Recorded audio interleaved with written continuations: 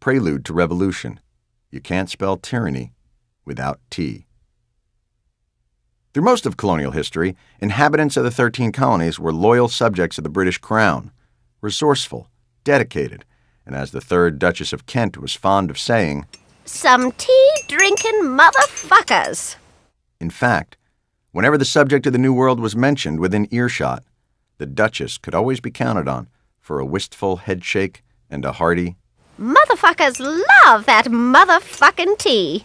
Yes, tea was not just a hot beverage in late 18th century America. It was the hot beverage.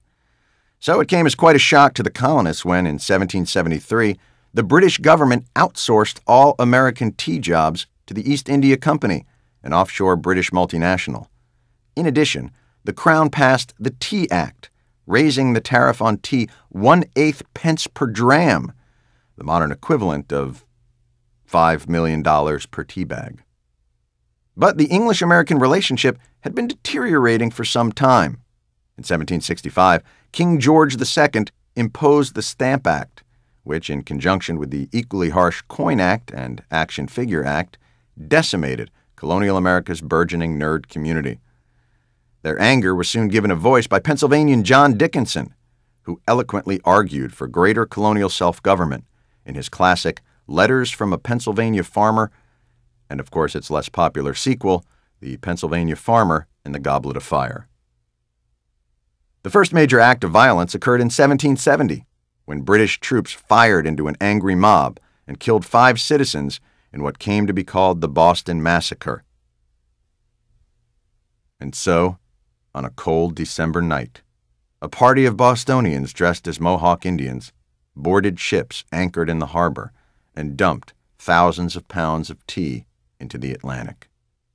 British authorities immediately closed the harbor and clamped down on the Massachusetts government, a move brewer patriot Samuel Adams called in Ye Boston Globe, "wicked retarded." Months later, the battles of Lexington and Concord would make reconciliation impossible. England and her colony America would be forever separate. How did this come to pass? Perhaps no one summed it up more eloquently than the third Duchess of Kent. Fuck with the motherfuckers' tea and the shit be on. The Declaration of Independence, brittle parchment of liberty. If you are going to sever ties to your Commonwealth through bloody struggle, it is considered polite to write down why. Nobody wants to get 3 years into a revolution only to realize the whole thing was a Three's Company-esque misunderstanding. The Declaration of Independence was the laundry list of grievances stating America's case for freedom. Its accusations against the king ranged from the egregious, "He has plundered our seas, burnt our towns, and ravaged the lives of our people," to the trifling, "Sometimes when he sees us at a party, he acts like he doesn't know us." But proud men would not take up arms against the crown solely because the king had erected a multitude of new offices. The authors of the Declaration knew they would also have to appeal to man's higher nature to stir men's souls. They needed something with some zazz. Enter a young hotshot tobacco executive from Virginia, Thomas Jefferson. Jefferson had had great success marketing tobacco. His task now would be to synthesize the unique brand message of America down to something that would captivate the hard-to-reach 12 to 28 ragtag militia demographic, all while not offending traditional butter-churn moms. We hold these truths to be self-evident, that all men are created equal, that they are endowed by their Creator with certain unalienable rights, that among these are life, liberty, and the pursuit of happiness.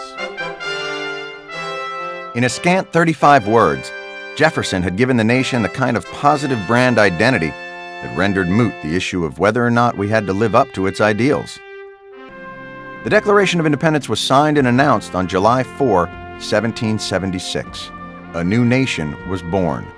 The Founding Fathers could now retire back to their respective states, knowing that all that was left to achieve was for their untrained militias to engage and defeat the most powerful empire the world had ever seen.